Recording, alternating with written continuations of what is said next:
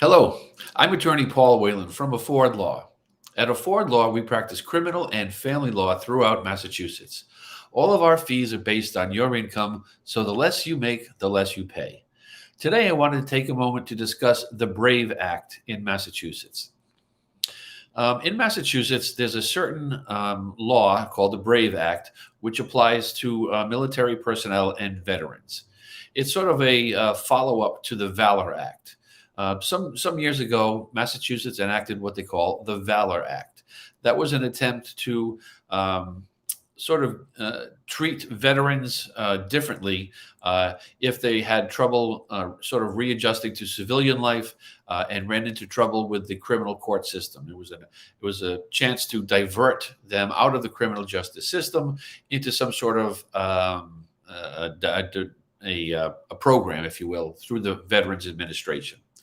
There were some complaints about that because some of the crimes that the veterans were charged with were serious crimes, and there was sort of an outcry, if you will, that such crimes shouldn't be treated in a fashion because the program would allow that person to get the charges dismissed if they completed some treatment.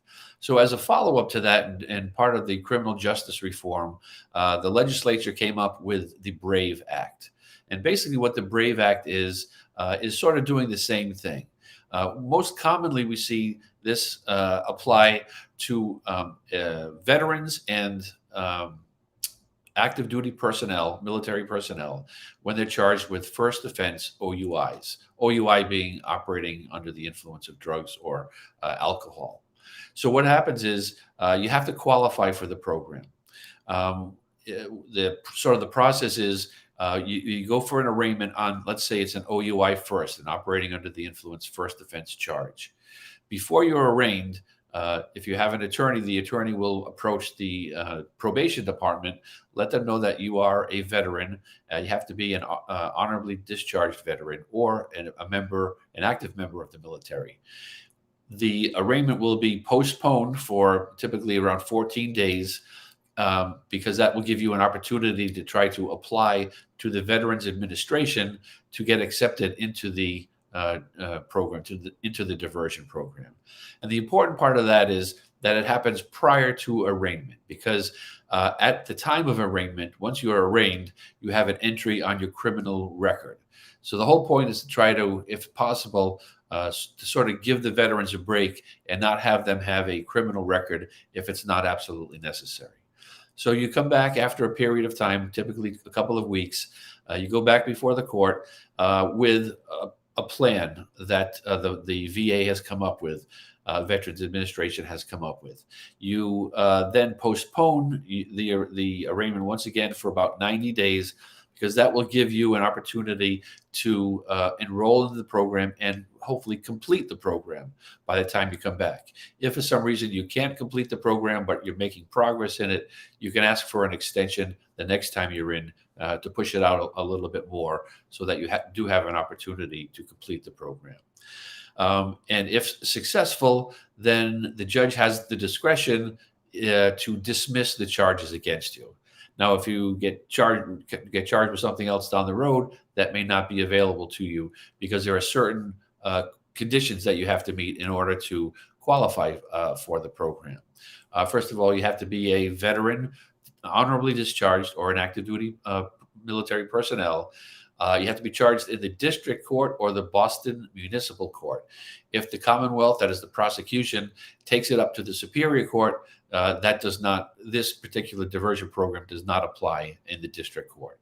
You can't have any adult convictions on your record in Massachusetts or elsewhere. You can't have any open criminal cases or warrants or appeals going on anywhere in the criminal justice system. You must be being charged with a first offense OUI for drugs or alcohol. And this is important, this is a distinction that was made with the BRAVE Act, that you must have been clinically diagnosed with a traumatic brain injury, a serious mental illness, or a substance abuse disorder that is associated with your military service. If all those things are in play, if all those things apply to you, then you could very well benefit from this program. If you think that that's the case, you should contact an attorney as soon as possible so that they can try to work that out for you. Because as I say, you want to make sure you get to this before the arraignment, because that's the whole purpose of it, is to prevent you from getting a criminal record if at all possible.